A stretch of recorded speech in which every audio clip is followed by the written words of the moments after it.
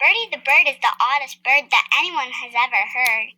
He doesn't call like a crow or a gull, or tweet like a robin or a wren.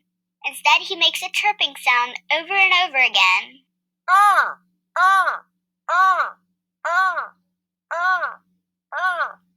Birdie can't fly since his wings are too short. He arranges his feathers in curls. He admits, I have short wings, and I don't really sing, but I'm still an interesting bird.